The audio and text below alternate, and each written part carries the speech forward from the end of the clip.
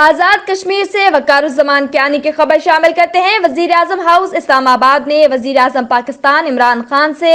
آزاد کشمیر کے سابق وزیر اعظم پی ٹی آئی کشمیر کے صدر بیرسٹر سلطان محمود چودھری سے 1 on 1 ملاقات، مسئلہ کشمیر کے حل کے لیے ہر فورم پر جائیں گے اور پورے جارحانہ انداز میں مقبوضہ کشمیر میں جاری بربریت کو بے نقاب کریں گے۔